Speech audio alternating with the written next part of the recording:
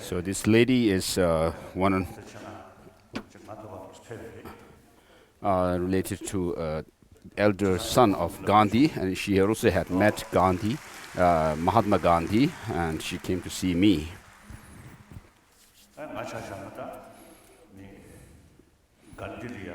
So, regarding myself, I have great admiration for Mahatma Gandhiji, and I am a follower of his non-violence principle, and I'm a follower of him. So she's the granddaughter, similar, granddaughter of Gandhi ji. So she showed me pictures of herself with Mahatma Gandhi. She was actually holding Gandhiji's hands and helping him. So ever since she has held her hands with Gandhi's hands. I want her to touch my face with her hands.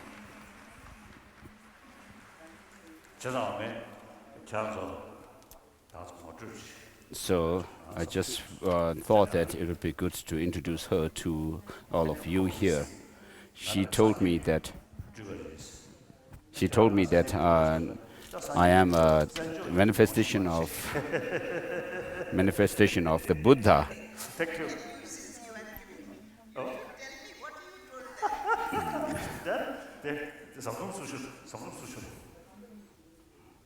So the lady asked His Holiness that she should tell her what His Holiness had told the public here. So Professor Samdang Rinpoche, he will translate, and then I mentioned next September we will organize one meeting. So he already so this is some short brief. You want me to Yes.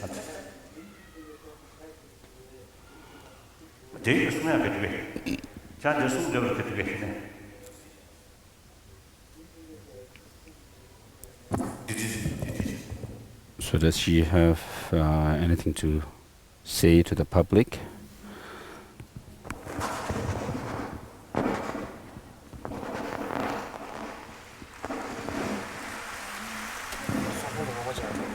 La. Ore.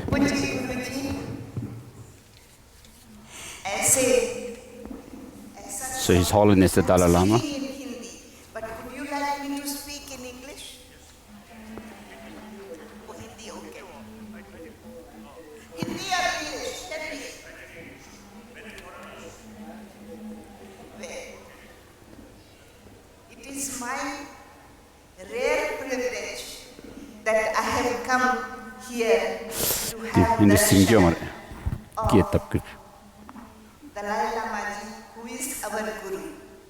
In this age, if there is anybody who is an incarnation of Lord Buddha, who is working for non-violence and peace in the... Hello.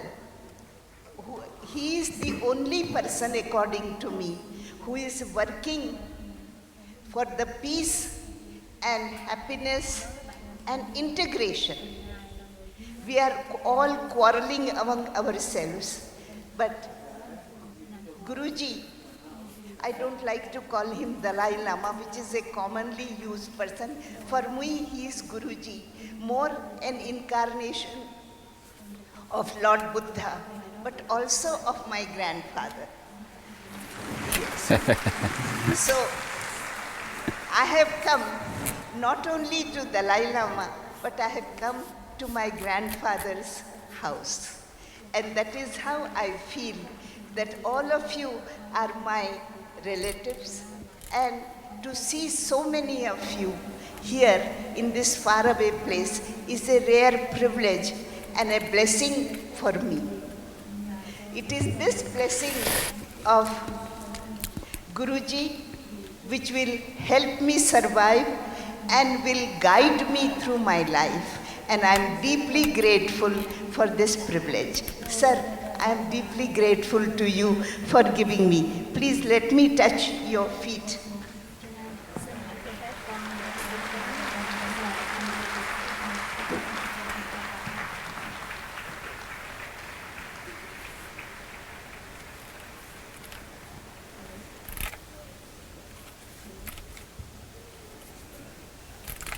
Samdorumbuchi 벽에 나기르샨dig다.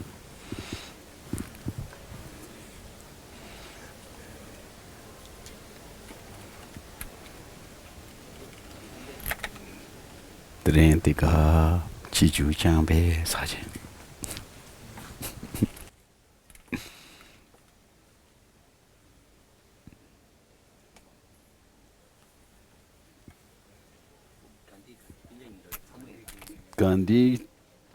간디기 참모 부겜베 보모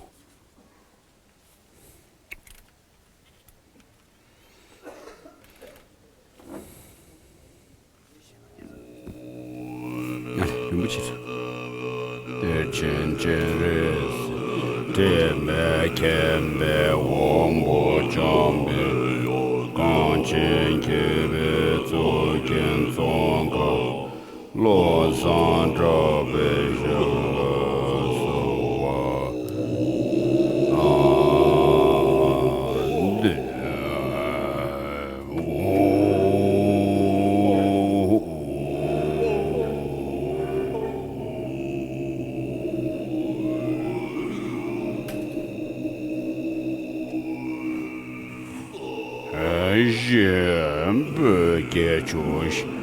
me do zham re rab ling xie nian de jian ba de sang yue xuan do mi ten bu wa yi zhuo guan nam da xin la jie ba shu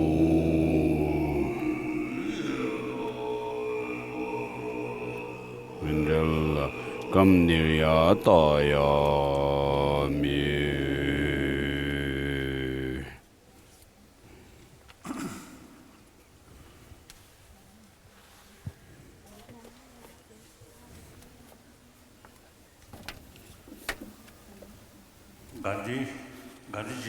So I know a few of the relatives of Gandhiji, and with regard to this,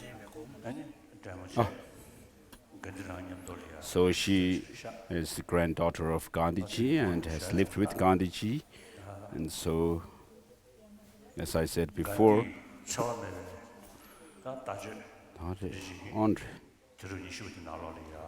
and so in this 20th century, when the Indian freedom struggle was going on, Gandhiji used the non-violent principle, non-violence, as the means for. And so this is not something that Gandhiji innovated, but it is a tradition that India already had by that time for thousands of years.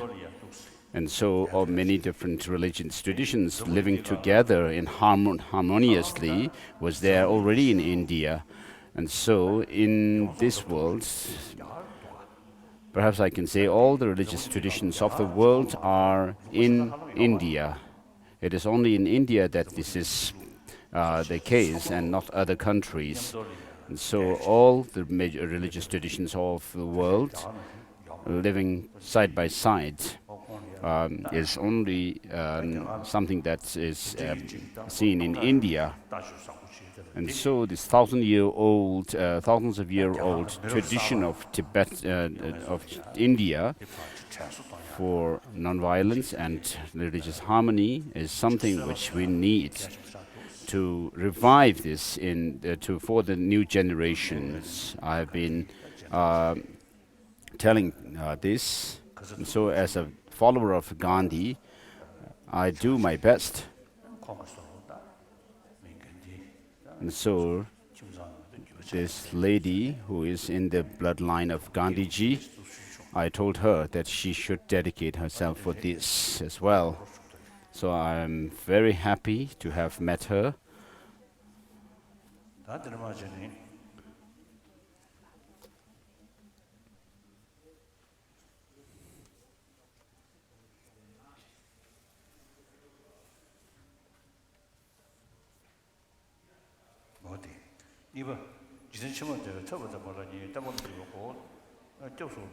Relying on the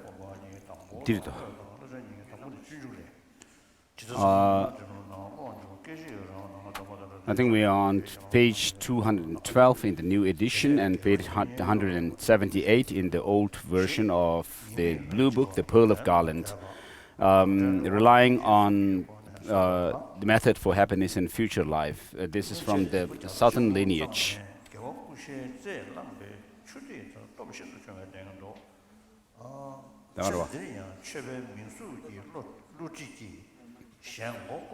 And so this has two sections: taking refuge, the gateway to the teaching, meditating on karma and its effects, the source of all goodness and happiness. With regard to taking refuge, the actual topic, there are two, the actual topic and the precepts. The guide to the Bodhisattva way of life says, just as the night swathed in darkness and clouds is momentarily illuminated by a flash of lightning, likewise by the Buddha's power.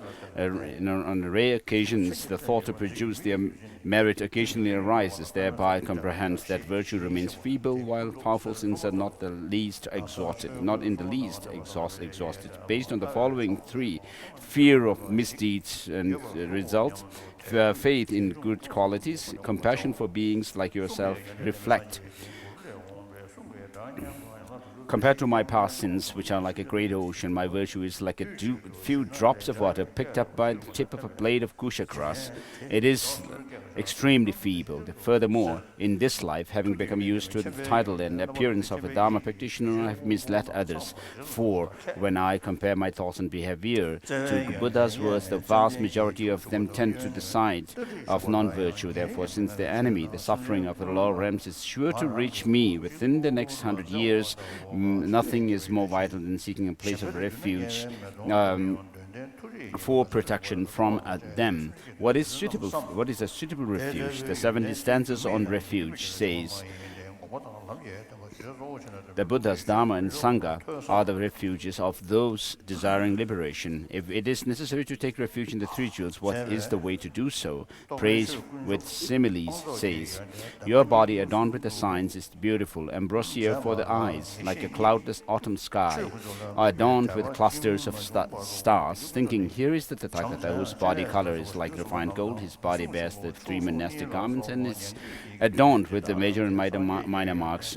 One never tires of looking at it, nor is it ever displeasing to behold. Meditate on it with faith, intense aspiration and joy.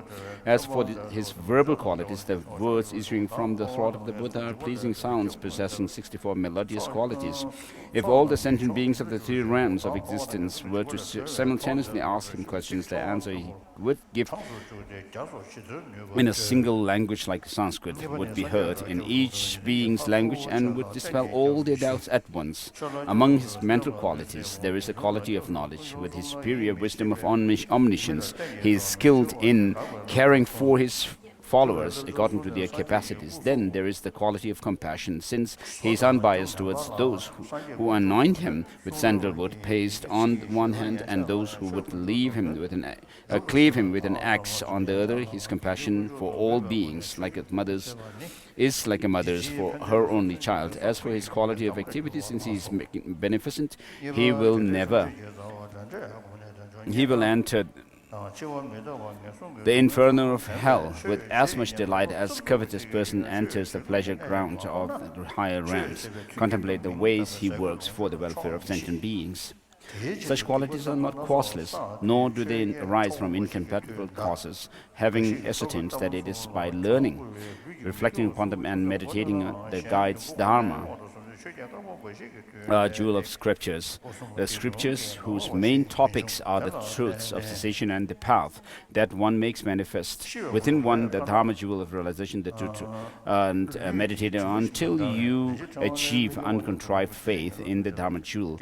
As for the Sangha jewel, it consists of Dharma bodhisattvas such as Maitreya, Manjughosha, and Bylakuppe, and in listeners Sangha such as the great Kashyapa, the excellent pair. Thinking, although they have not attained the actual Buddha qualities, they practice the two truths and are companions to realize refuge.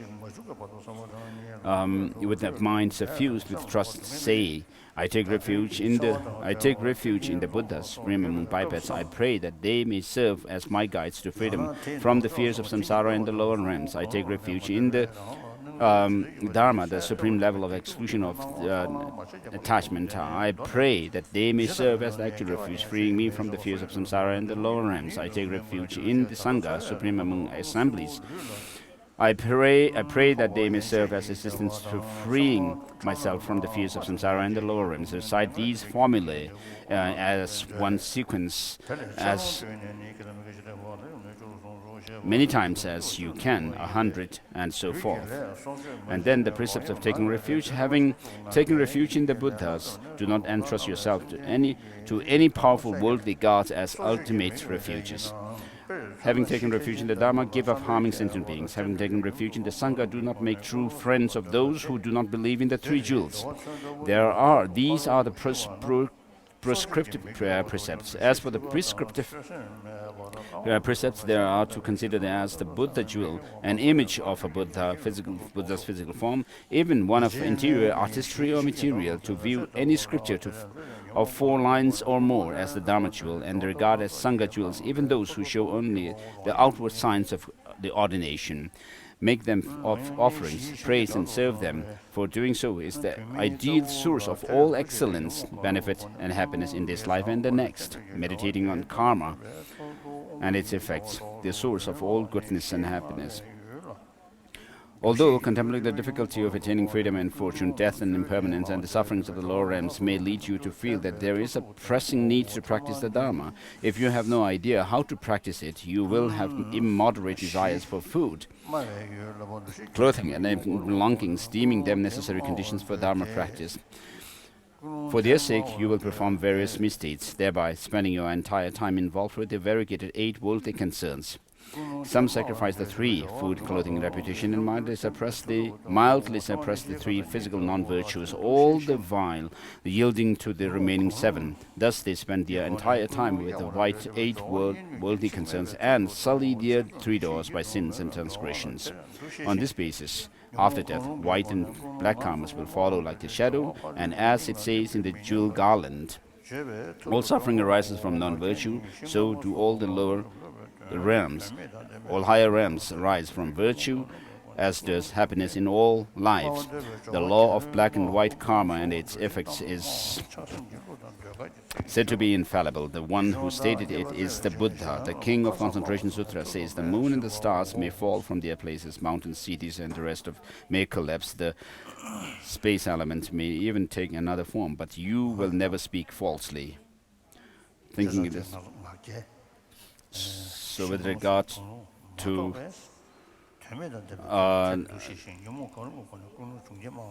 idle talk, so His Holiness is on the idle talk on page 217.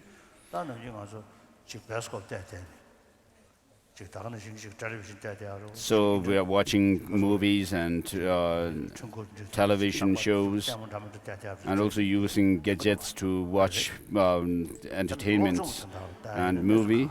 It's a different case if you are using it for educational purpose, listening to news and so forth. These will be helpful and are needed. But for distraction, it is not good, because you will decline in your study and education. So some of my friends say that when we had very few facilities, of course, during the debate sessions and also during the classes, we would focus on study. But even when we were going around, walking, taking walk, and so forth, we would still spend our time discussing about what we were studying, the different texts and reasons and so forth. But these days, the monks and those who are engaged in study are actually, during their spare time, they even talk about movies and other stuff. And so we, who are who claim that we are the ones who aspiring to liberation and omniscience.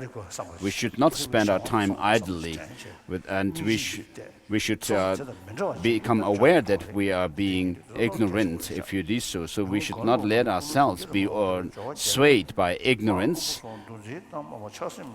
but practice conscientiousness. And so it says the subject of for idle talk, the subject devoid of meaning that does not fall into any of the previous three categories is identified as such. With any of the pleasures and the motivation, that is the desire to say meaningless things, the action is telling pointless stories about kings, ministers, generals, thieves, and so on, repeating the words of the songs and plays out of attachment, and for ardent people undertaking to flatter others, to seek gain. It is complete as soon as the words have been spoken. And then the greed, and next is ill will.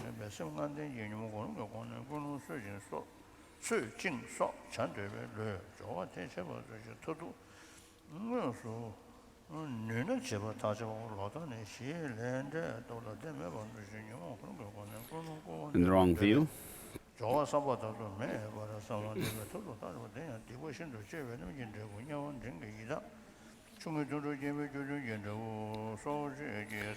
moreover, the maturation effect of very serious sins is rebirth as hell being, for fairly serious ones as a hungry ghost, and for lesser ones as an animal. The effect similar to the cause for killing is to have a short life. For stealing, it is poverty. For sexual misconduct, it is inability to keep a spouse. For lying, it is criticism. For divisive speech, it is paucity of friends. For cruel speech, it is hearing many unpleasant things said.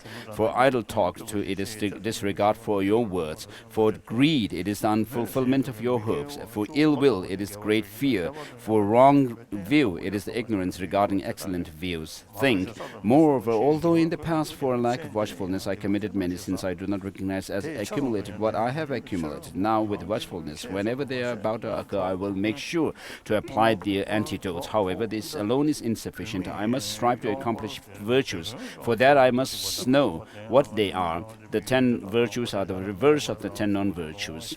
In particular, to attain an excellent form of life for the achievement of enlightenment, it is absolutely necessary that I be unsullied by these non-virtues, and that I do not acquire new ones. Despite this, in the present life, if I have accumulated innumerable sins, and that is only a fraction of them, for in many lives, not only for my sake, but also for the sake of patrons, children, friends, relatives, spouses, circles of servants, regions, monasteries, and so forth, I have accumulated countless sins. When I experience the maturation effects, I will not share them with the others. They will fall on me alone. As for karma, whose result is certain to be experienced according to the treasury of knowledge, it is irreversible. Whatsoever I do, it seems I cannot free myself from samsara. Once you have reached the point where you are troubled by this thought, think, thank goodness our most compassionate and skillful guide gave many teachings, those of certain meaning, and those are to be interpreted. If the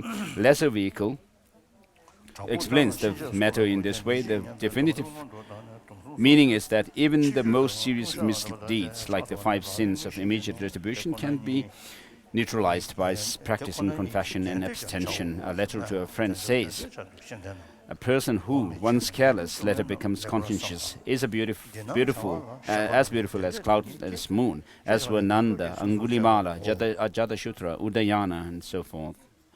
And so the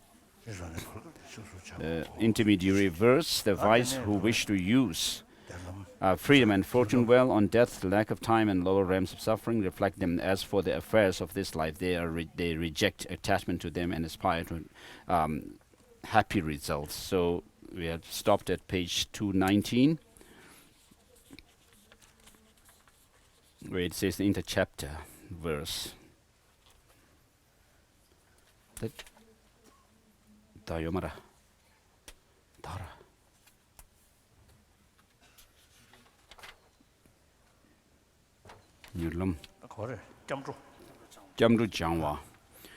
So now we are switching to the quick path or the swift path, we have come to the topic on cultivating the principle of taking refuge.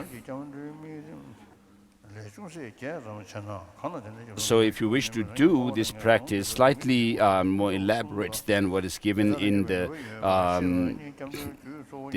bare guidance of the blissful path or the easy path,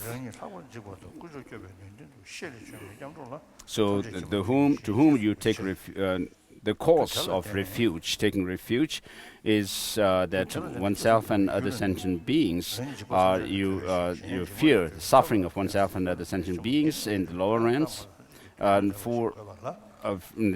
you fear suffering in samsara in general and the lower realms of existence, and then you see that the three jewels have the power to save you from them. And so these are the two main causes that gives rise to taking refuge in the three jewels.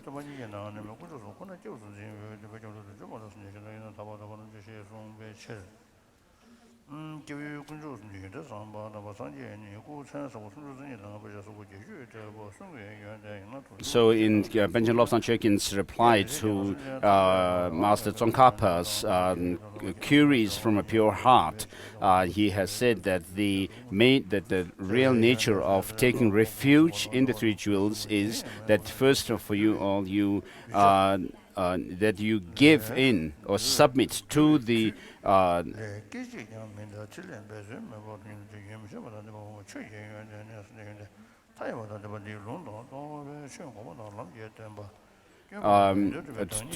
you take refuge in the three jewels by seeing the fearful, the terrifying nature of samsara, and then particularly and also seeing that the three jewels have the power to save or protect you from them.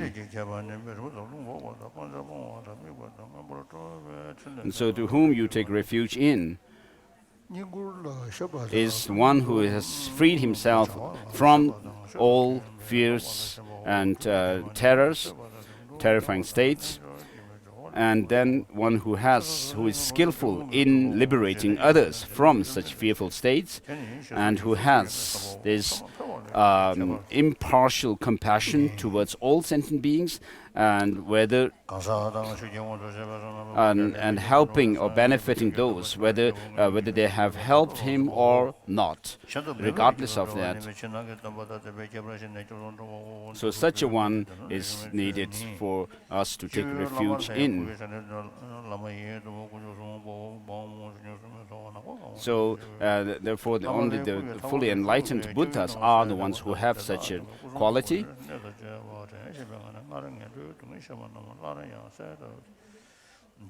So if even the powerful gods, the great gods like Rudra and Krishna and so forth do not have such qualities, then what need is there to say that the hungry ghosts and nagas and the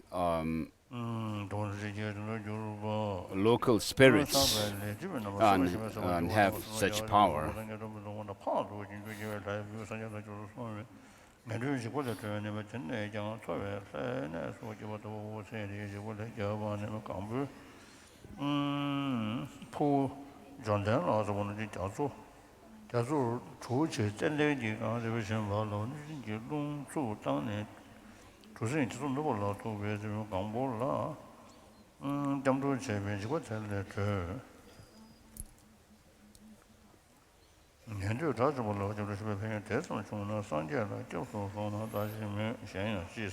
So if even by taking refuge in the arhats of the disciple lineage would free you from certain fearful states, then what need is there to mention, says that you'll be saved from fearful states and fear by taking refuge in the Buddha.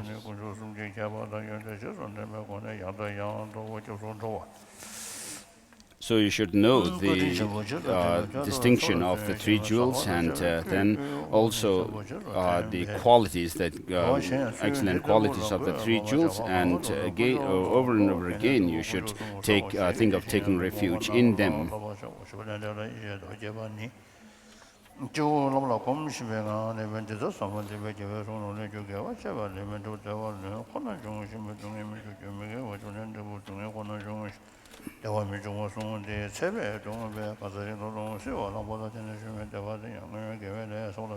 So the easy path, or the path of bliss, which is the other text that we have covered, says that you imagine nectars flowing from your guru deity who is on your crown.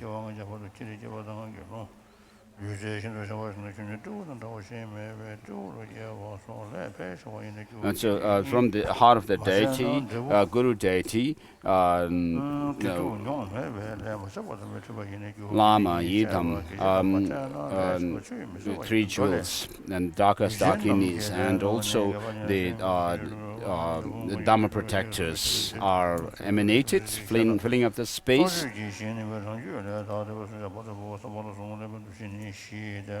And then have a very clear visualization of all of them. Your guru is surrounded by all these deities and lamas and so forth.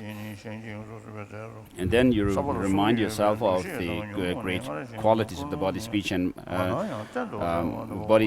mind, and then knowledge and qualities and activities of these objects of refuge.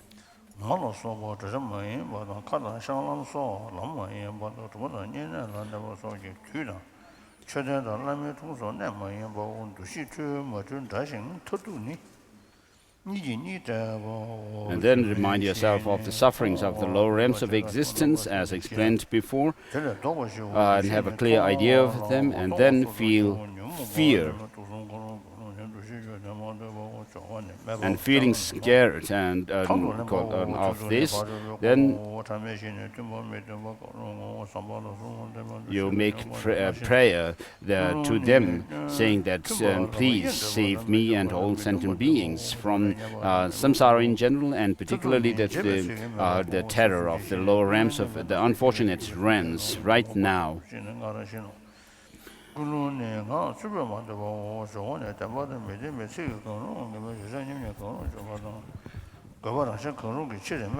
with this intention, you take refuge in the Lama, Yidam, and the three jewels.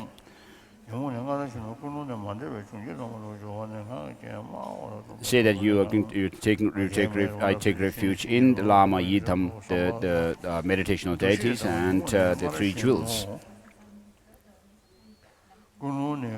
So you may do this practice of taking refuge, reciting such lines by hundreds or thousands or tens of thousands or hundreds of thousands of times, and so forth. So by knowing the benefits, temporary and the short-term and long-term benefits of taking refuge in the three jewels, and then you should train or practice the precepts of the taking refuge. So with regard to the benefits of taking refuge in the three jewels, you become a Buddha, a Buddhist.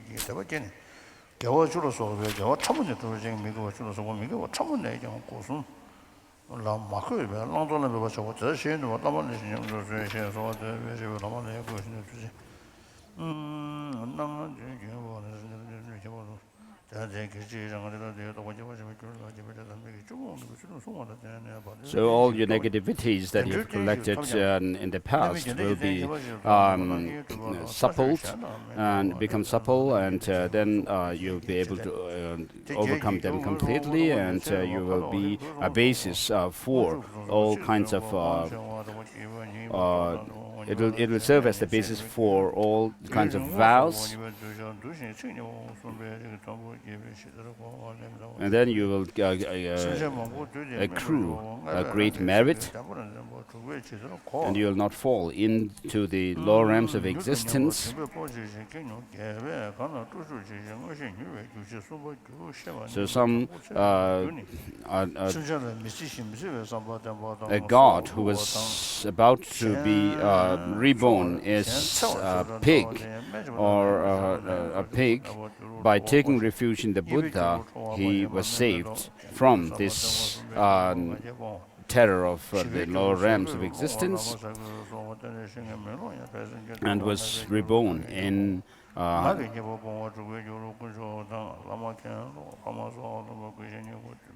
higher realm within the God realm. So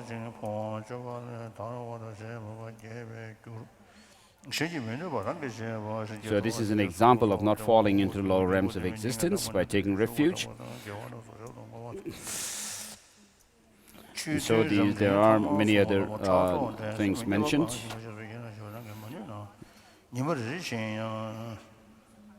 And so with regard to the precepts that you keep of taking refuge, there are the precepts related to each of the three jewels, and also the common precepts.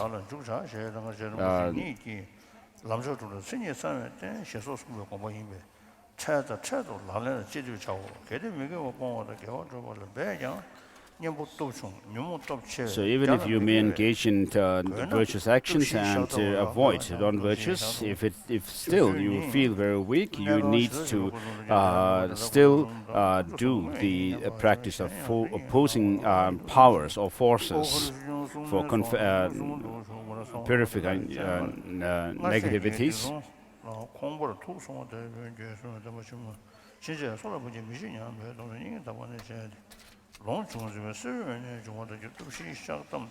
So if you have more spare time, you should do this practice as it is found in the Golden Light Sutra more extensively.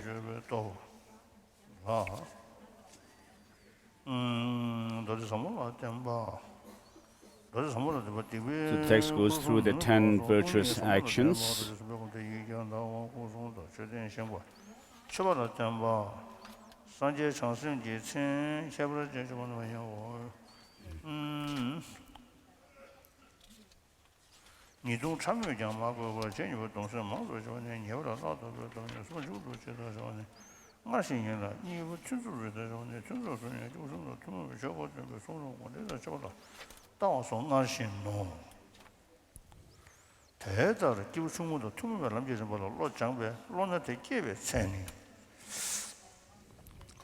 So having trained your mind in the paths that shared with the beings of small scope,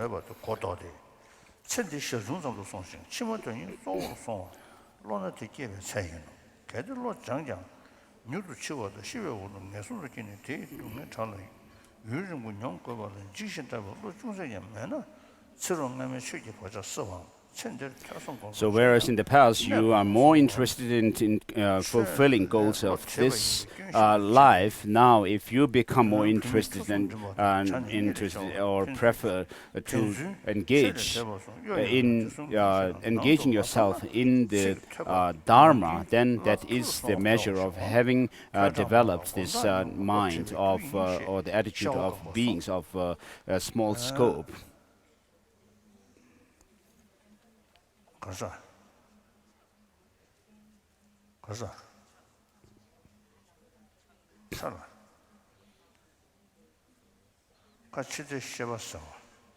And so the full pleasures of this life becomes just something that you consider to be a byproduct, whereas your main intention is to have a higher rebirth in the next life.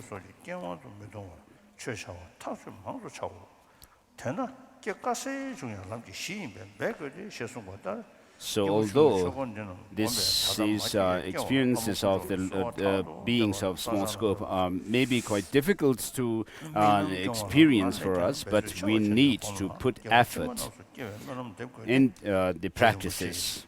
Because Jey Rinpoche says,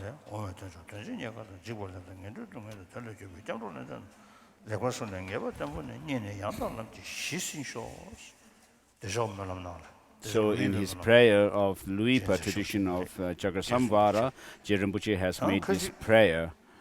The instruction given by that master, which mentions the meaningfulness and the rarity of finding a precious human life, and how easy it is to this life kind of disintegrates, and then also the suffering of the lower realms of existence, and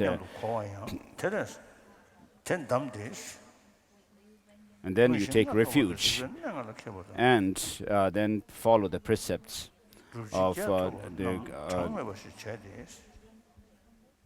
paying heed to the law of causality.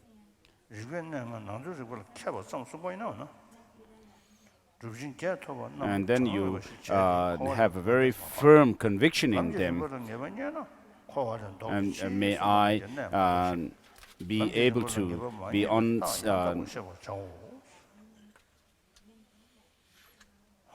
to catch up with the tip of this path. And so with this we have completed the path shared with the beings of small capacity. And then next is the beings path of shared with the beings of intermediate scope. And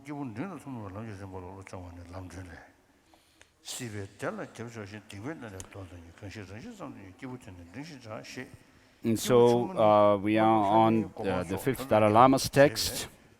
Second, the training the mind in the stages of the path common to the middle individual. The Lamb for the path states, one who is in the nature of having turned their back to the pleasures of cyclic existence and stopped from negative actions, and one who aspires on this personal peace, such a person is known as a middle individual. So as said here, a small individual aspires for higher status as God or humans, but however do not perceive just this as the object of achievement. Thus those who strive to achieve just the peace and happiness of having liberated from cyclic existence by relying on the means or three precepts are explained as middle individual. Therefore here, even though it is not the mere peace that is being sought, but in order to achieve knowing all aspects or omniscience before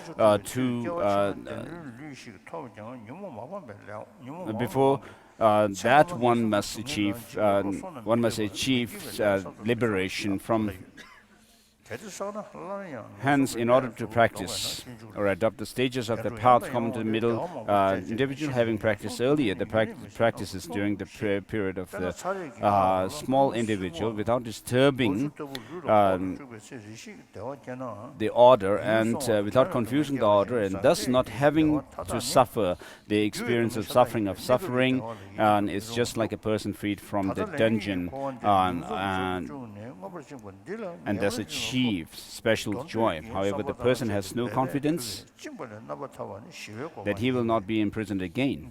Likewise, even if one achieves the body or a life of a happy migration in the life hereafter due to having purified negative deeds, having committed in the past through the four antidotal powers and not having accumulated them fresh, and having practiced the 10 virtues, however, due to not having eliminated the afflictive emotions, the thought in the past life, fearing the suffering of bad migration, will not stay, and hence there is no guarantee that fresh non-virtues will not be accumulated. If accumulated again, you will return to the place of bad migration. Thus the Bodhisattva Charyavatara states, repeatedly coming, visiting the happy migrations and having continuously enjoyed many pleasures after dying falls into the suffering of bad migration, which is ceaseless and of long duration. So, for example, when tormented by the contact of heat,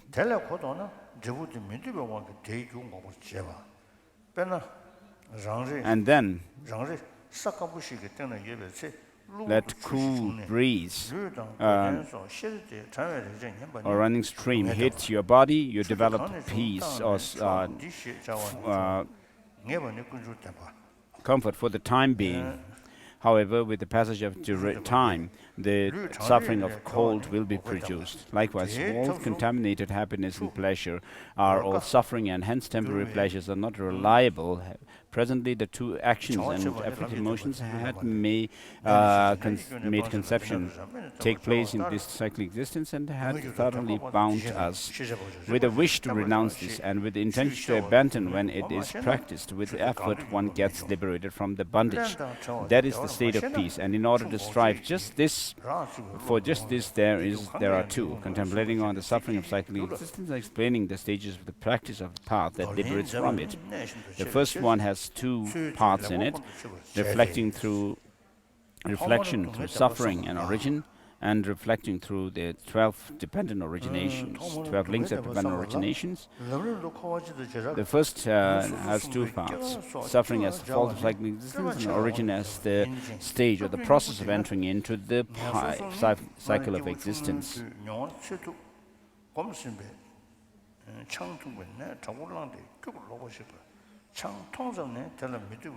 The first is as stated in the Sutra, Bhikshus, this is true noble, noble suffering. This is true noble origin of suffering.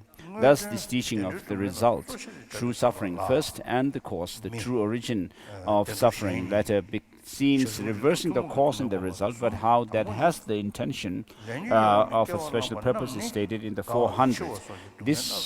To this ocean of suffering there is no end at all. Why you, child, who is sunk here, do not develop fear?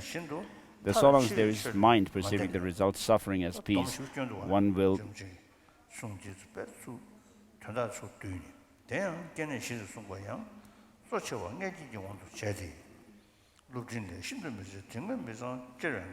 so in the Mahayana Uttara Tantra it states, as a means for undertaking the work of changing the course of the water flow is true path, as this Mahayana Uttara Tantra says. The disease is to be recognized, the cause of the disease to be eliminated, the state of health is to be achieved, and the medicine is to be taken. Likewise, suffering, cause, stopping it, and similarly the path should be known, abandoned, achieved, and applied respectively. So if being soaked with water is not recognized as suffering, then the wish to stop that water will not arise. If being free from the moisture is not known as peace, then there will be no wish to construct dam to stop the water. Thus, both in the case of happiness and suffering, the result should be identified, and then the action of adopting and discarding their producers, the cause is extremely of great importance. Having internalized this process well in order to contemplate on the two suffering first in the stages of the path, while explaining the general and specific sufferings of cyclic existence individually and relating to them to birth and aging in general, is done from the point of view of greater elaboration. If the meaning in hand is summarized. In the case of the 3 bad migrations, a standard experience have been meditated during the small individual.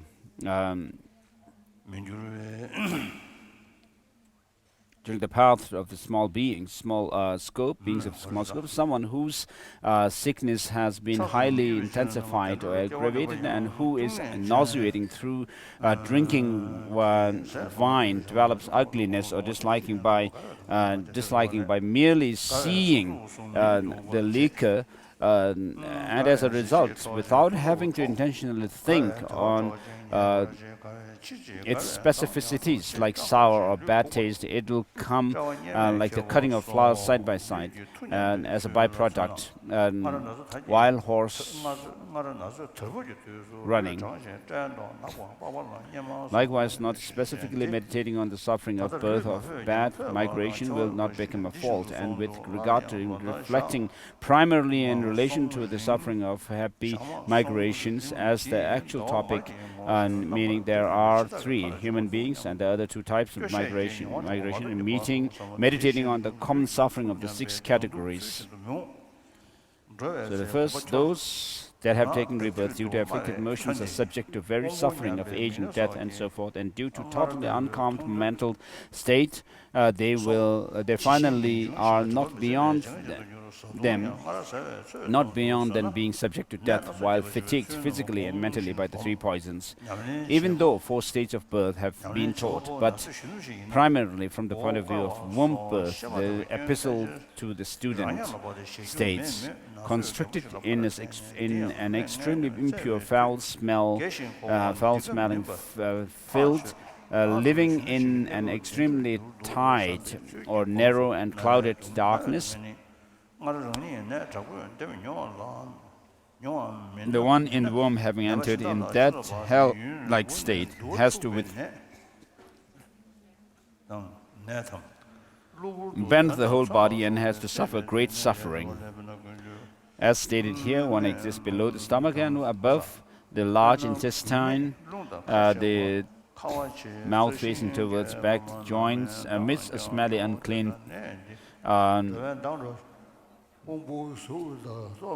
substances. From there, during the periods of gradual development from the oval shape to the protrusion or the elongation of the limbs, when the mother takes hot food and drinks, one experiences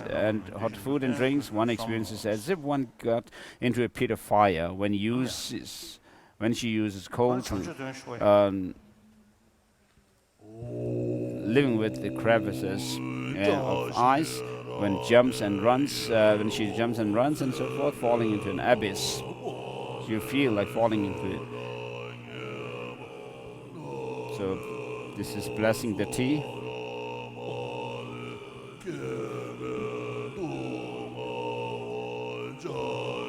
So this is about the suffering of birth. And then next is the suffering of aging. Aging makes the attractive form unattractive. Aging robs splendor and robs power and capacity. Aging robs peace and affronts. Aging nourishes and aging drops radiance.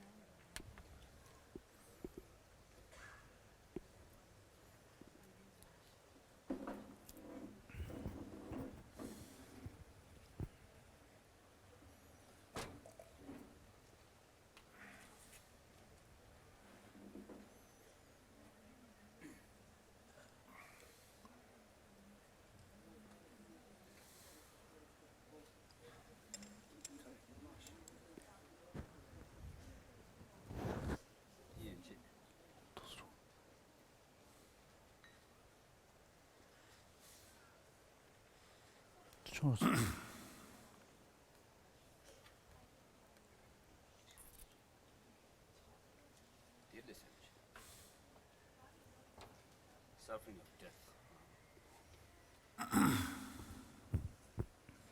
So till here the suffering of sickness has been completed.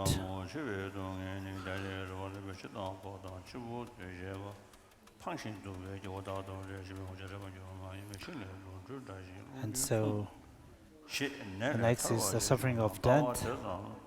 The Lalit Vistara states that transference and the time of transference of death, people that are dear to one's heart are forever separated and will not return and will not meet. Just like leaves separating falling from trees of a river. If one could be free from sickness, then it is worthwhile to undergo such hardships. But in the case of the Moors, even if various means are adopted, the sickness becomes greater. The doctor leaves him, divination and the bone treatment fails. Relatives and friends surround you and lament. Preparation will be made for ceramation and that will be preferred.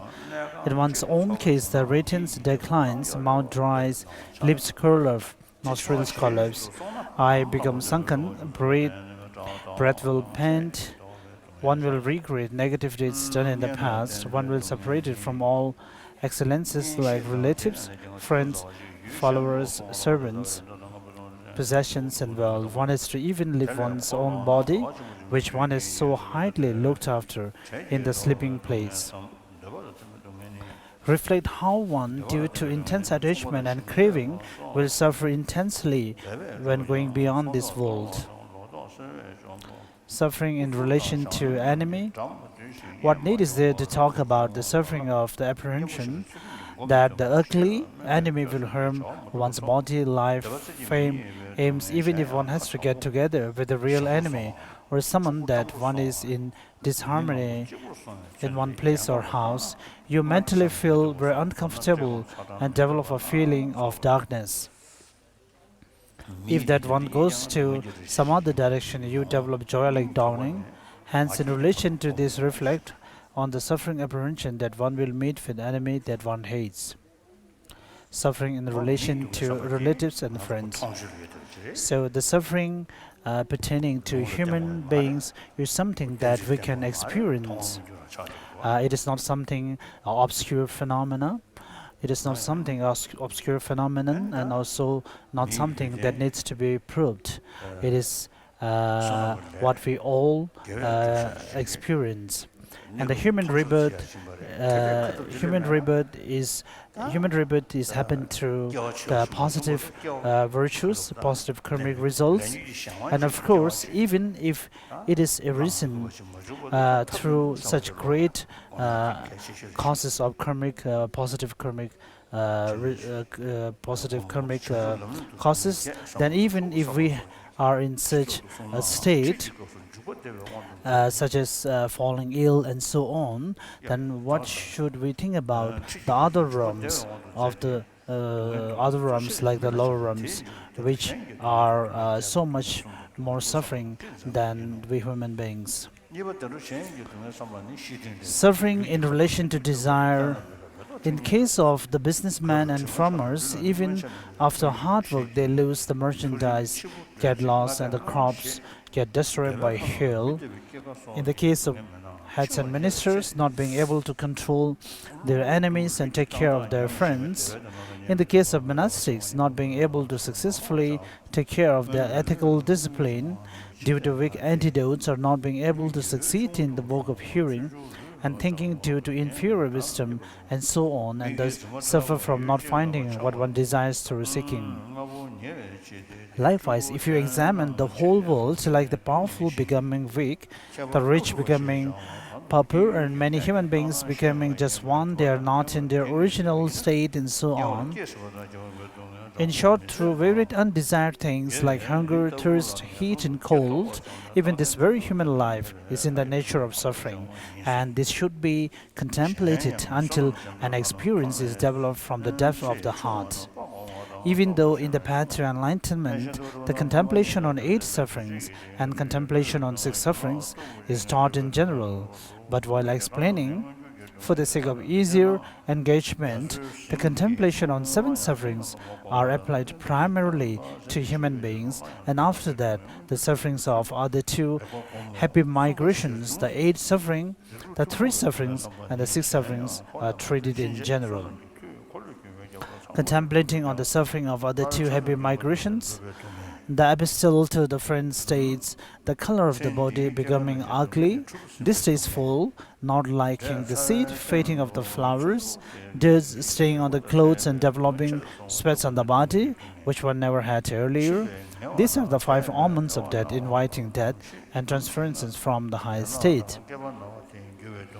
As stated, even though the gods in the desire realm did not have sufferings of birth, aching, and so forth, as human beings do, but when death is close, certainly the retained color of the body declines, does not relish sitting on the comfortable seat.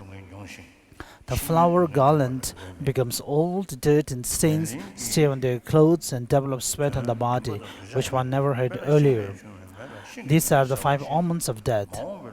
Likewise, the light of the body becomes weak, the cleaning water says, unpleasant sounds come forth from the clothes and ornaments, the eyelash dances, and develops attachment to only one object. These are the 5 close omens of death. Third, reflecting on the common sufferings of 6 types, 6 types are additionally till one is liberated from cyclic existence. Even if one is born as a universal monarch or Brahma, due to merit again one will become a slave, and this actualizing suffering. Sufferings of this life like birth, aching, sickness, and death are actualized suffering. The intensified state of suffering, like the one that is encountered due to contact with salty water when salt is added on a malignant tumor, is suffering of suffering. When tired of going, resting, and this is the suffering of change. From one who got entrapped amidst has no occasion for warmth, until one is freed from that is pervasive conditioning suffering. Thus, if the whole meaning is summarized, so long we take this contaminated appropriating aggregate, there is an alternative that to suffer in relation to the present aggregate and to induce further subsequent sufferings. Appropriation means aspiration and attachment. Just as a fire that comes from wood is called wood fire, likewise due to desire for future body and attachment to the present body, the aggregate is actualized. Thus the name is given in relation to the cause. Likewise, a tree that bears fruits is called fruit tree. This actualized aggregate produces aspiration and attachment, and thus the name is designated. Again, it is stated in the letter to the friend that further, being son and mother, being wife, an individual who is enemy being friend, and being vice versa, is found. Thus in the samsara there is not much certainty. The traversing of many relatives, enemies and friends doesn't come only in successive births, but even in this life it is evident that one who is extremely close in the upper part of life becomes enemy in the latter part of life, and someone who is ready to kill each other in the previous year becomes a dearest friend in the following year. Thus there is no reliable certainty in friend and enemy, and hence reflect on the suffering of indefiniteness. As stated in the past, on the terms of the perfect divine nectars that we drank, and in between the human breast milk that we suck, and finally the unclean liquids and the molten iron that we drank will be greater and much more than countless great oceans, and even that did not satisfy. Thus, I reflect on the lack of satisfaction in the desirous enjoyment, just like the example of the leper seeking comfort from fire.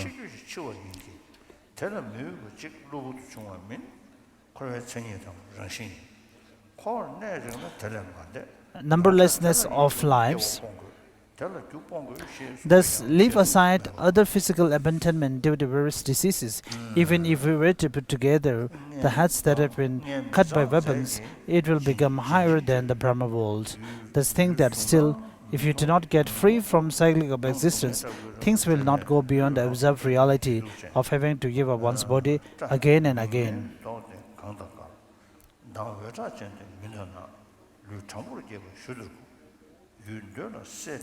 Thus, in order to count our main mother and her mother and also her mother, even if this great earth is turned into small pills and counted, it will not be countable, which is directly denoted by the power of the word and limit.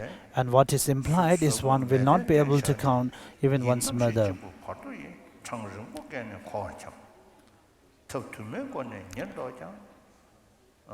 So till here is thinking about the suffering of the intermediate persons. The next is intermediary verses. Amidst turbid and unclean substances of the womb, do not see the sight of form as object. And in the dark pit one is crushed with intense and total suffering. The state of body flourishing with beauty and glamour, the hair with the color of eye medicine becomes white like snow. The one with radiant complexion is black like darkness. The body standing straight becomes bent like a bow. Craving to desirous object vanishes and one is overpowered by aging.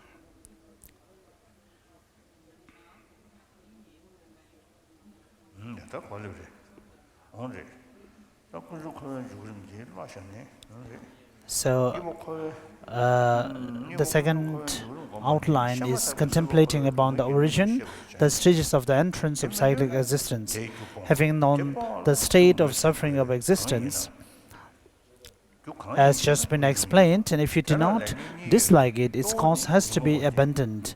To abandon that, the cause must be identified. What is it? It is the origin. There are two in this action and afflicted emotion, and the main is afflicted emotion. For example, it is like a dry field where even if you plant seed, if it did not come into contact with water, manure and so on, it will not produce fruit, as Pramanavartika states.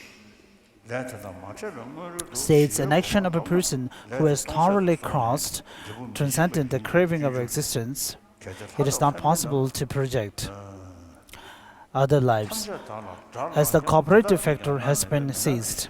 Thus, a person who has accumulated an action to be born in an animal, if it attains the state of peace before encountering that action, then that action ceases without producing fruit. Hence the Bodhicharya Avatara states, even in the case the gods and demigods all rise against me as enemies, even they do not have the power to take and put me in the fire of hell without respite.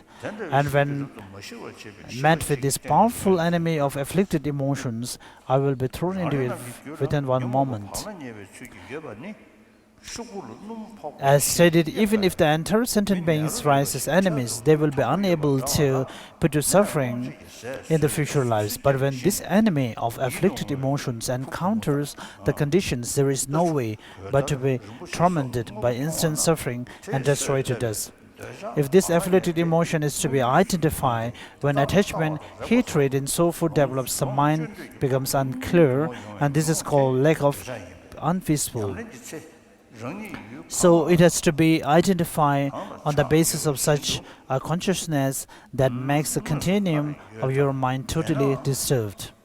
The presence of afflicted emotions in a latent state within our mind is difficult to separate like a pepper set by oil. A person with chronic illness appears physically well, but after taking a food that activates the illness, the pain develops. Likewise, when we see attractive boys and girls, horses, and animals sink close and precious stones, it nourishes it, and the attachment that was in the dormant form arises in the manifest form and develops an automatic and impulsive desire to see, touch, and enjoy them. For example, if a person by the name Devadatta is to be killed, then his facial shape and so forth should be ascertained without mixing with others, and later on, whenever it comes, the weapon should be used. Thus, when the spiritual master Ben Gonge said, at the entrance of afflicted emotions, hold the short spear of antidote, also seemed to mean this. When you see an enemy or someone you dislike, then with harsh, harmful mind, you think, by what means should I harm? And an intense hatred, like a coal fire ignited, red by wind, that afflicted emotion is anger. Due to self-grasping, on the basis of higher lineage caste, richness of wealth, qualities, knowledge of hearing, and physical, etc. skill, and you think that such and such persons, individual cannot compete, even a part of my body, and this afflicted emotion, that is aspect of being pulled up with the grasping of oneself as supreme is pride.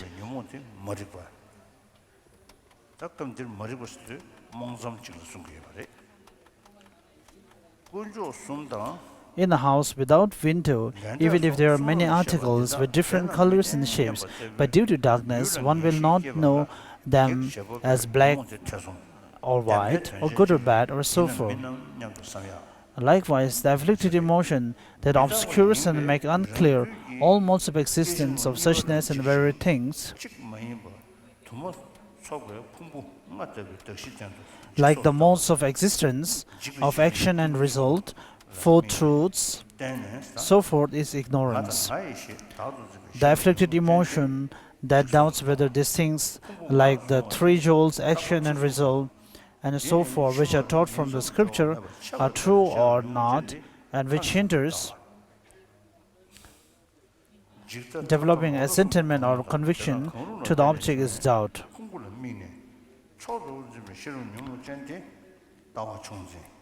The afflicted wisdom that grabs as I and my on the basis, like the five aggregates, as the basis of designation, which disintegrates in the second moment of its time, due to being impermanent, and which is not one, but many, is the way of transitory collection. The nihilistic afflicted wisdom that sees this grasping of I on the basis of aggregate as not permanent and everlasting, or conjoining the worm from this to the future, is way of grasping the extreme. The afflicted wisdom which grabs superiority by focusing on any of the three, way of the transitory, way of extreme, and wrong view or aggregate independence on which they are produced, is way of grasping superiority. The afflicted wisdom that aspires achieving liberation by observing disciplines like abandoned and corrupted morality from one's viewpoint, cutting hair and keeping human skins and skeletons, stopping food, using the five fires and gazing at the sun while standing on one leg, remaining naked and anointing ashes on the body and not speaking, and observing the aggregate independence they are produces, grasping ethical discipline and conduct as supreme. Here it is not the pride of grasping of superiority towards a genuine ethical discipline, but it is taught that it has to be a wrong view.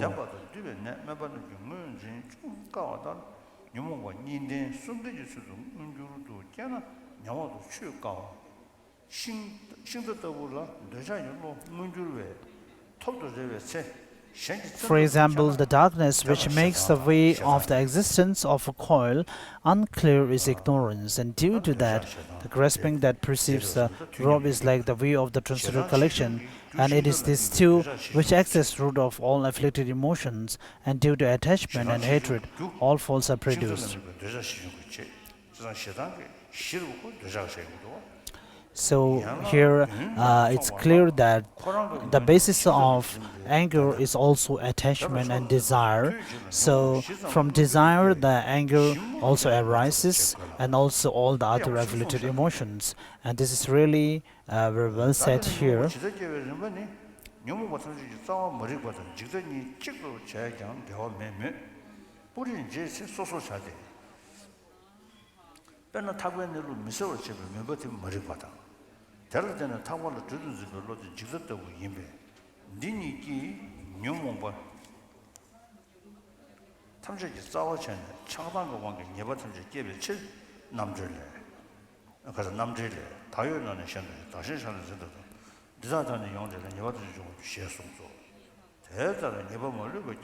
This thus presently, even if it is accepted that the afflicted emotions, the cause of generation of all faults, is slightly suppressed, if you are unable to avert them, then like a reflection that appears in a mirror, the dormant will act as the basis for the progression of the afflicted emotions. Just as when a mirror and form meets immediately, the reflection appears in relation to various objects like enemy, friends, and so forth. Through the development of manifest objects, the afflicted emotion increased, and one will be distant from spiritual guides and Dhamma friends, and due to the activities of words and behaviors of bad friends with extremely great afflicted emotions and so on, the afflicted emotions increase.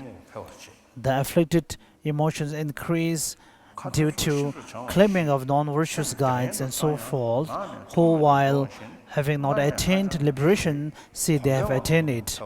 The afflicted emotions also increase due to strong familiarity and habituation in the past, just like a person who is thoroughly trained in his prayer can verbally continue uninterruptedly even when his mind is let loose, thinking that this person has benefited me or harmed me. In this way, various exaggerations are made out of hatred and attachment. Thinking that this person has committed great negative deeds but still living happily, thus action and the results are untrue. So, through improper mental engagement, afflicted emotions are increased. Hence, identify these 6 causes, and unless you are able to develop a practice which is similar to ambushing the enemy at the narrow abyss, and if you are all powered by afflicted emotions, then one will develop various negative deeds here and after, and one will be put to sufferings of the cyclic existence and distance from transcendence of suffering.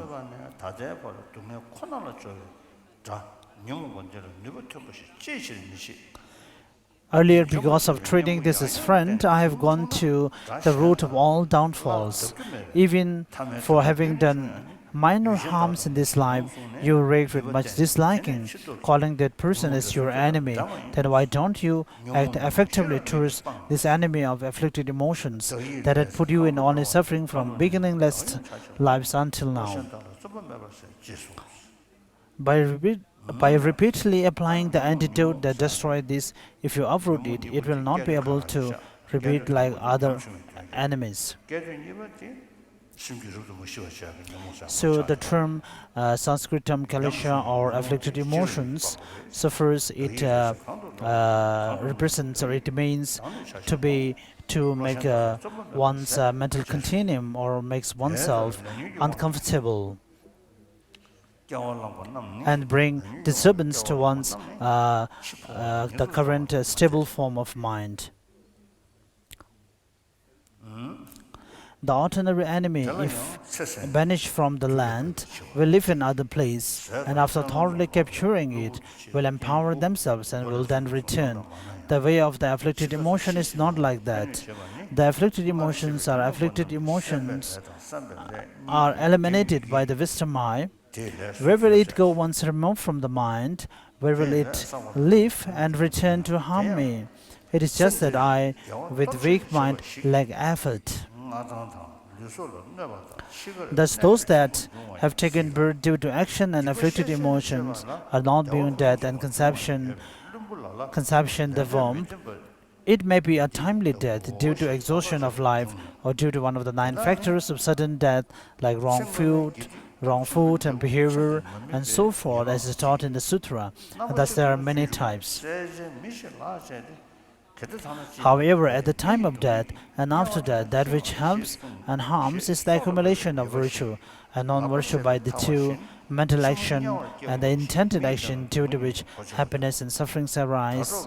As such, it is possible that someone performing powerful virtue in this life gets his power and life harmed and develops great suffering at the time of death, and likewise there are those who engaging excessively in negative deeds and experiencing perfect well-being. Thus, there are some fools who develop the misconception and say action and results are untrue as is this. How can we be certain that these are not the results of powerful virtues and non-virtues of previous life ripening in this life? On the other hand, as the Bodhicharya Avatara states, isn't it good if a person to be executed is freed by cutting his hand? Isn't it good if one is without hell by the human suffering? As stated just as a fault for execution is freed by cutting the hand, someone who is to be born in the hell in the future is sufficed by experiences the suffering in the life of a human being. It could be known from things like King Tsupuchen due to having thrown powder to Arya Kadyana, although in the beginning there was rainfall of precious jewel stones and so forth, but later was crushed under the rainfall of earth.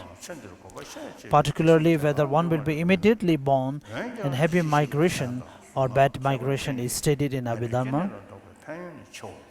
The action in the samsara by whichever is heavier, whichever is closer, and whichever more is more habituated.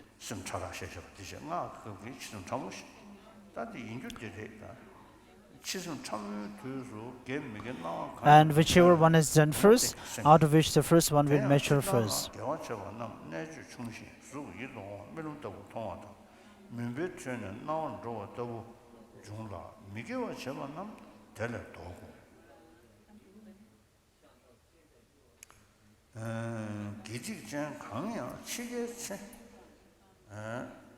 Thus, with whichever one is more familiar, will be remembered automatically.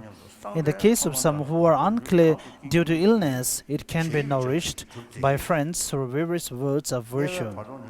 For example, even in the case of a person whose negative deed is equal in terms of heaviness and lightness, and there is no closeness or distantness of the result, at the case of a person engaging in great negative deeds, if at the time of death he dies with a manifest virtuous state of mind, he will be born in happy migration.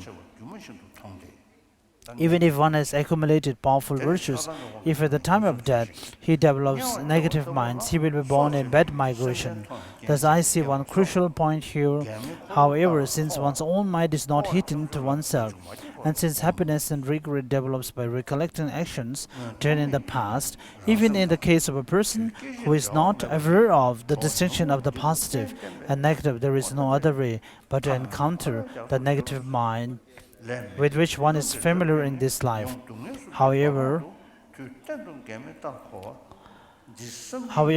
through the names of Tathagata and special mantras, one will be stopped from bad states of migration, and thus they also have great merits. At the time of subtle death, neither virtuous nor non-virtuous appearance will develop, and thus it is a neutral mind. So from all this explanation, it's very evident that the afflicted emotions harm us in a great way. And also, when we look at among the human beings, also even among the different animals, the reason behind why they fight with each other, it is the only reason is due to one's own afflicted emotions. Cardinal sins. So even the great sins that are listed in Christianity, cardinal sins, as of course all this arises from the afflicted emotions, and we have to see the negative side of afflicted emotions. So since when a religion is based on compassion and love, and of course the greatest enemy that is to be defeated is the desire and the anger. But the one which really focus and try to identify the nature of the afflicted emotion, then it is only the traditions that we find in India. And only in the Indian traditions there is a custom of practicing the Kamai-biting meditation and spiritual insight. And having renounced and having shown the antidote to the evident form of the afflicted emotions, there are many cases where the practitioners gain a certain kind of liberation, a kind of a temporary liberation from the evident afflicted emotions.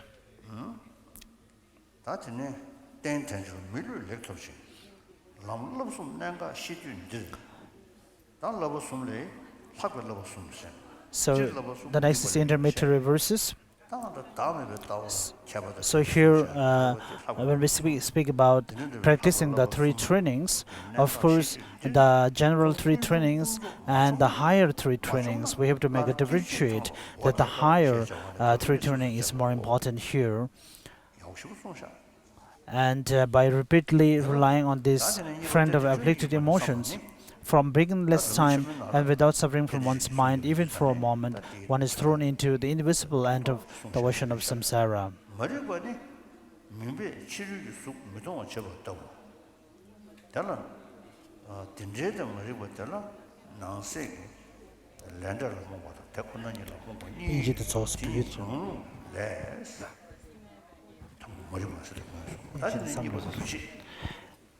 So the next is thinking about the negative sides of the samsaric places through thinking about the 12 interdependent links.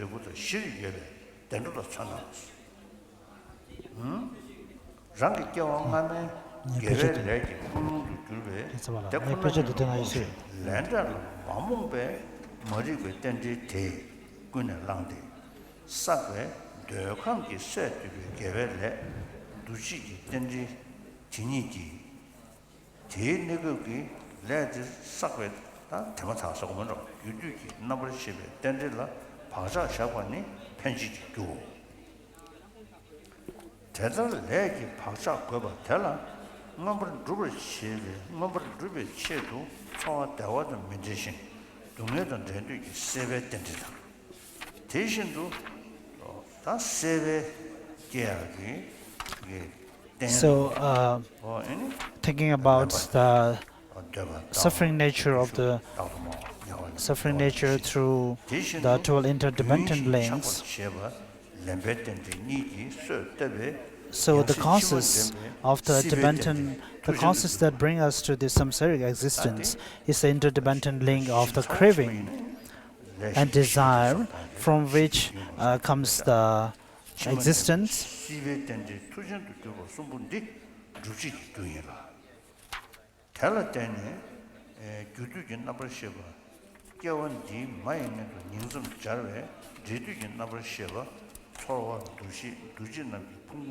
So the order of the three interdependent links, first it starts from the interdependent link of the ignorance, and here the interdependent link of ignorance is the cause of is the primary cause that bring us all to the suffering.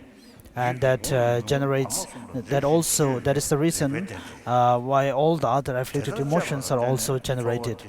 And generally we categorize the ignorance into two: the ignorance pertaining to the cause and effect, and ignorance pertaining to the ultimate reality.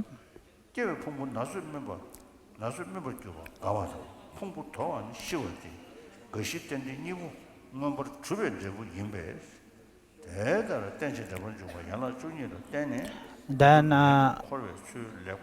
through the ignorance we tend to make karmas, intelligent negative actions, and through that we accumulate negative karmas to be reborn in the lower realms, or even the positive karmas that we are to be reborn in the higher rebirths as human being.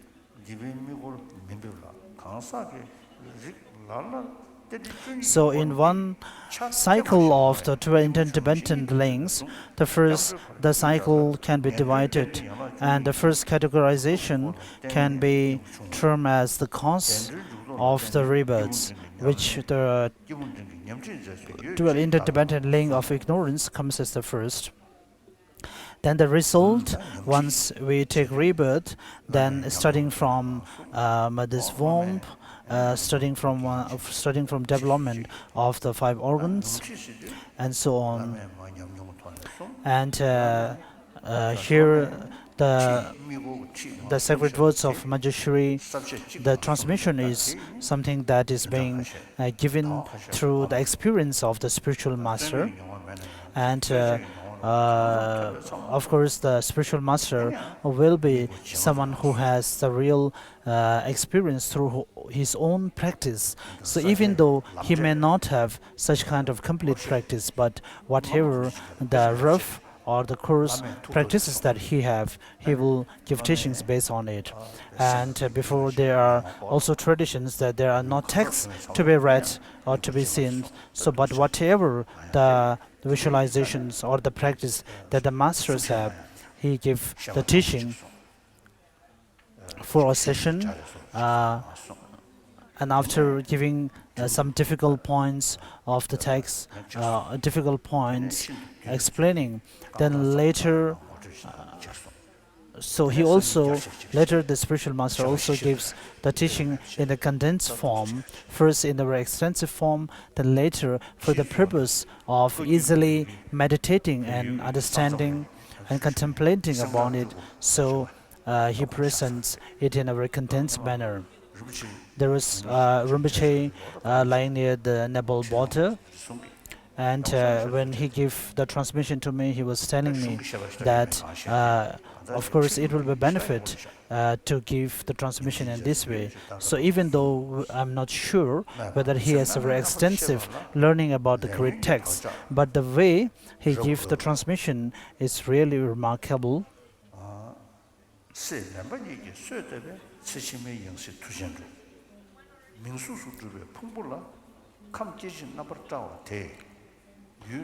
the human rebirth and the human precious body that we have is actually the result of our previous karma, and the karma and one of the conditions that which actualize this human body is the interdependent link of the craving and the desire. So therefore, one is to understand that since the interdependent link of ignorance, which is the ultimate, which is also termed as the origin, is the main factor behind why we are at such a present state. So therefore, we have to work hard in order to eradicate that ignorance. So second, how to practice in order to liberate from the samsara.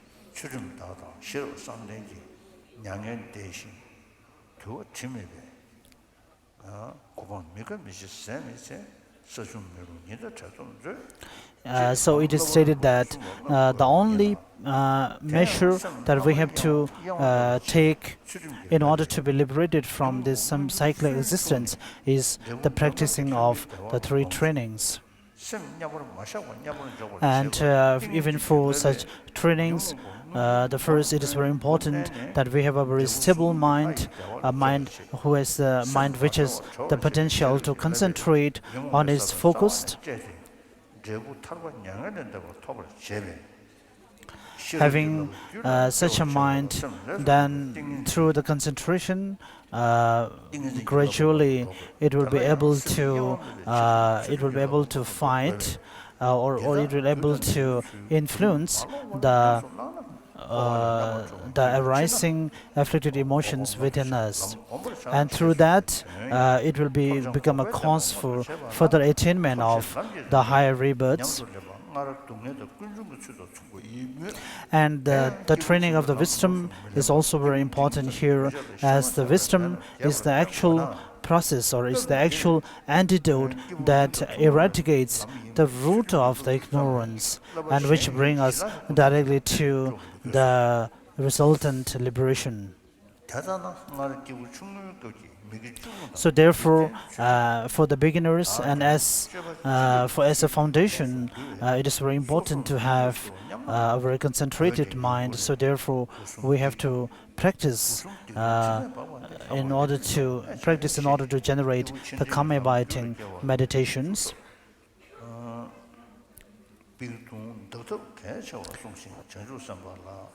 So that is the primary reason why the order of the Four Noble Truths is also set up. First, having the truth of suffering, then the origin of the suffering. So in terms of the origin, of course, the truth of origin of the suffering comes first. But while Lord Buddha gives the teaching, as Maitreya has stated, that first, the truth of suffering is emphasized and given at the first of the order. And in order to, for a practitioner to practice the paths of the great being, including the compassion and the great bodhicitta, it is very important that one has the practices of the middle intermediate, the middling person and the smaller person as the foundations. So without having the foundation understanding of the other two paths, two lower paths, there is no possibility that we could move forward to the practice of the Mahayana.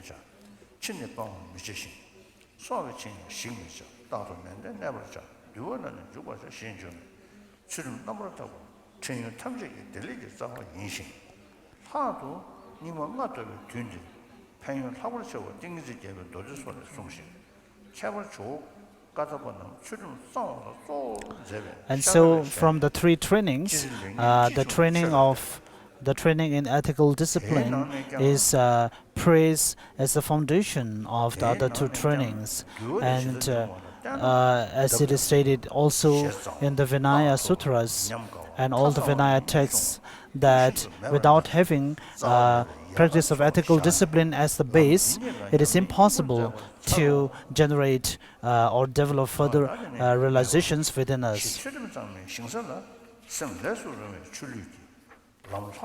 So the foundation of ethical discipline is something that can be compared to the ground or the earth, on which, with having the conditions of the rain and the sunlight, there is a possibility for the crops and the flowers and the trees to grow. So similarly, in order to have higher realizations of wisdoms, one need to have a foundation of ethical discipline. So till here is completed the path shared by the middling person.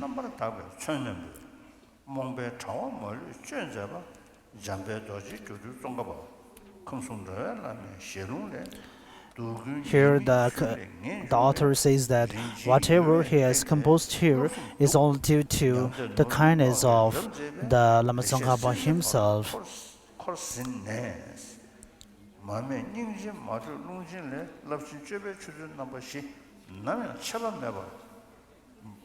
And the path and the teachings being presented here is something which we can all presented, which we can all practice in a very convenient manner.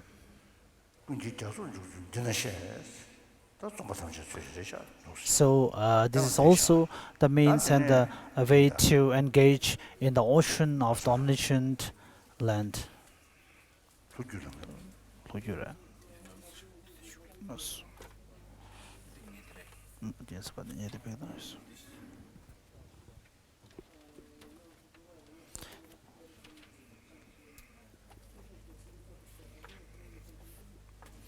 So the next is the southern lineage Lamrim. We're on page number 219.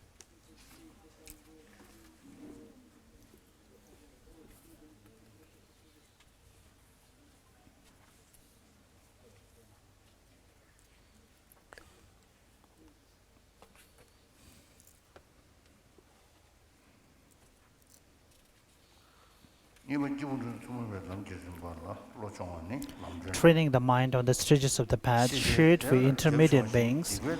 The Lamb for the path says, with the will to turn from samsara's pleasures, whose nature is the rejection of sin, whoever is concerned with personal peace alone is a being known as intermediate.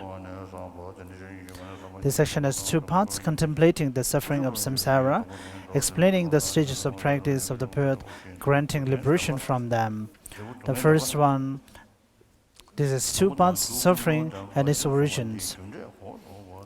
The first one in the sutra, it says, "O bhikshus, this is the Arya truth of suffering. This is the Arya truth of its origins." We are in page number 220 of the southern lineage Lamrim. So I'm reading the new and revised edition of the Pearl Garland. So if you happen to have the new and the revised edition, you can turn to page number 220. Announcing the resultant truth of suffering, first in the causal truth of its origins, subsequently may seem like a reversal of cause and effect. However, Lord Buddha had a specific purpose in mind in doing so, regarding which the 400 verses says, "If the ocean of samsara has absolutely no limit, O child, who are plunged in it, why are you not frightened?" In the Uttara Tantra says, just as an illness is to be diagnosed and the illness cause is rejected, health is to be gained and treatment to be followed, so our suffering is causes cessation, and likewise the path to be identified, rejected, gained and followed. Having recognized that happiness and suffering are both results, it is extremely important to accomplish and abandon the causes that produce them. Consequently, the actual topic of contemplation refers mainly to the suffering of higher realms. Its meditation topics are threefold: human sufferings, those of the other two kinds of higher rebirths, in addition those shared by all six categories of life.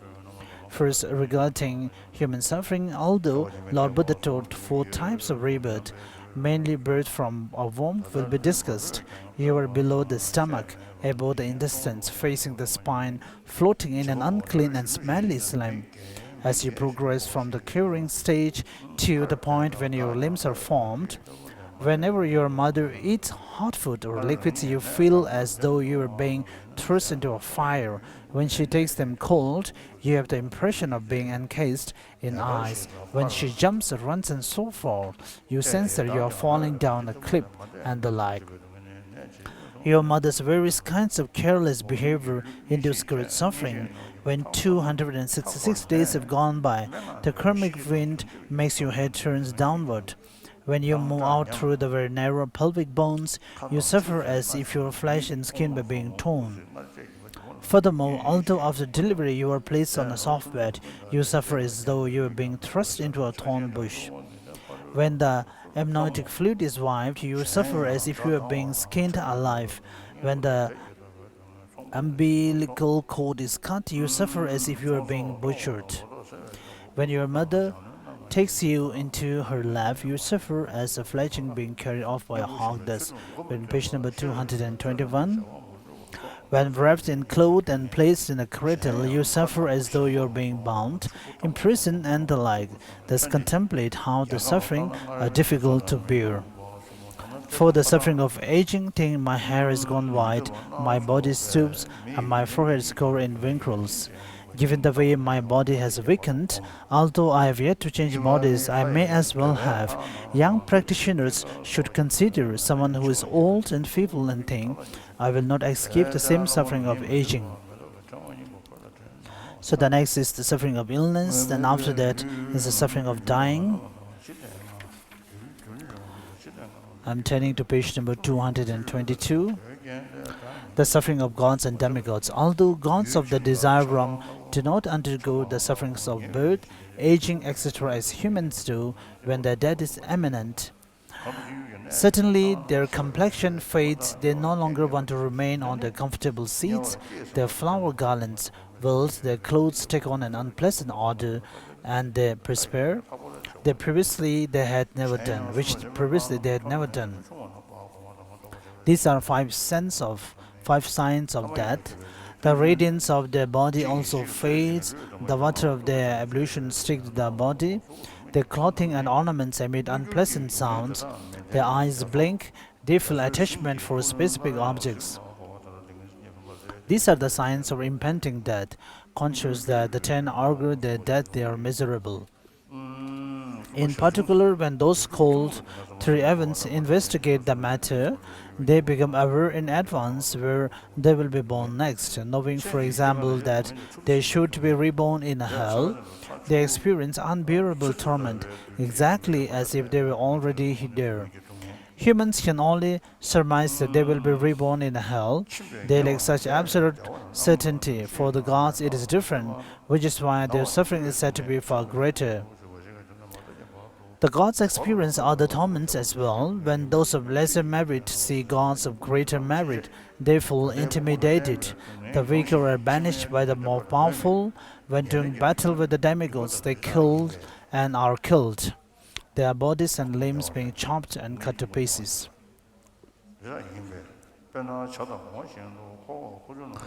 The gods of the form and formless realm do not undergo the above manifest sufferings.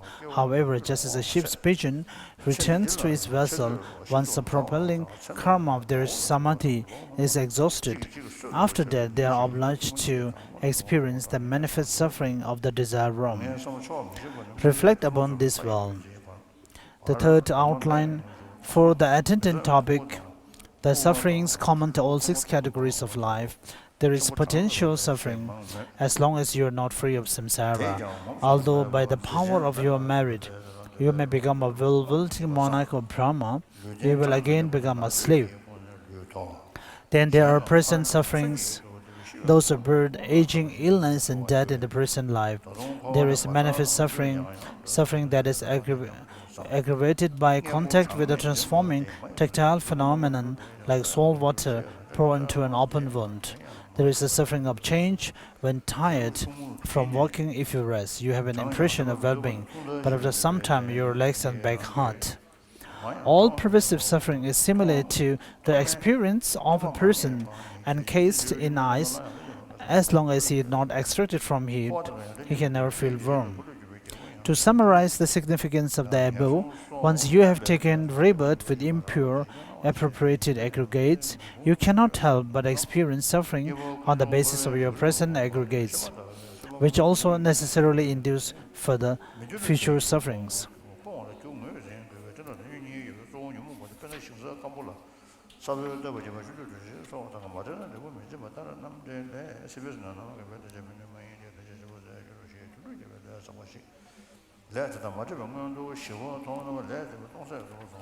I'm turning to page number 224. Meditating on the origins, the process of entering samsara. Once you have understood the condition of samsaric and cyclic suffering just explained, if you do not want it, you must reject its causes. To reject its causes, you must identify them as karma and kleshas, and the principle being the kleshas. For example, like seeds planted in dry earth, which fail to bear fruit unless they encounter water, fertilizer, from humidity, and so forth. The Pramanavartika says, by overcoming the karma of samsaric craving are the karmas, aptitude for propulsion is lost, for the contributing cause is exhausted. If someone who has accumulated karma for an animal rebirth attains peace before having to face their karma, the karma in question becomes null and void and does not bear fruit. Once you have identified the disturbing mental factors, understand that those that exist as latent potentialities in your mind stream are as difficult to expel as old stains from paper. Like people with latent illnesses who appear as healthy but have pain when their illness is provoked by incorrect diet, the fact of seeing attractive things, young men and women, horses, livestock, clothing, silks, precious metals and stones and so on, stimulates latent attachment and make it manifest. Attachment is the disturbing mental factor that is a strong wish to enjoy this, in other words, to gaze upon them, touch them, and so on. Upon seeing an enemy or someone, when you feel intense hostility and ask yourself what you can do to harm them, that is anger, the klesha of fierce animosity that blazes like an emperor kindled by the wind. When through the influence of self-grasping and based on high birth, wealth, good education, physical dexterity and so on, you think these people do not compare with even a single pore of my body, it is pride. The klesha that is an aspect of conceit and of considering yourself superior. Just as in a windowless house containing a large number of items of varying colors and shapes, because of the darkness you cannot distinguish white from black, good from bad, and so on. The klesha that renders obscure and unclear all that exists at both relative and ultimate levels is ignorance. Doubt is the klesha that makes you question the truthfulness of what is explained in scripture regarding the three jewels and so on, and prevents you from gaining certainty of the phenomenon in question.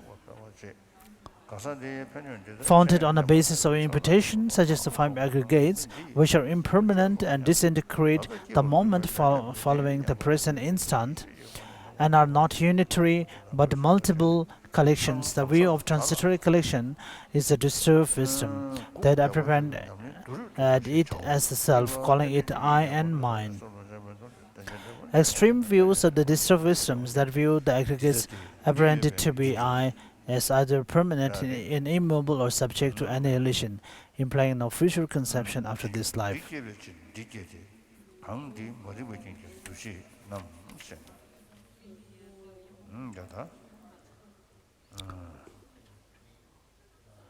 We're on page number 226.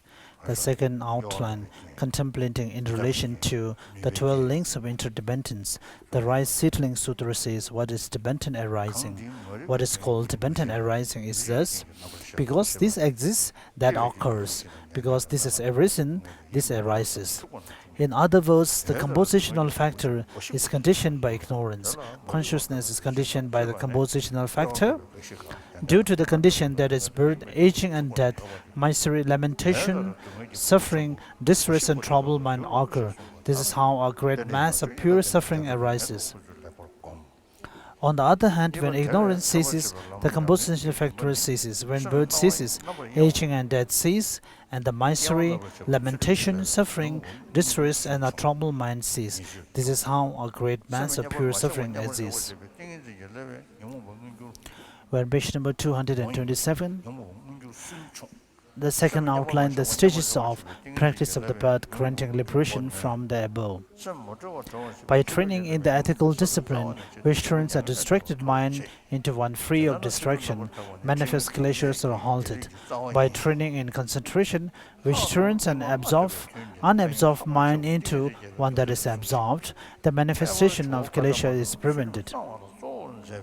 Training in wisdom, which turns an unfree mind into one that is free, eradicates the kleshas. As a result, nirvana is achieved. Thus, pure ethical discipline is the very root of all short and long-term happiness and goodness. It is explained in the King of Concentrations Sutra that its benefits are immense, especially in this age when the 5 kinds of degeneration are on the rise.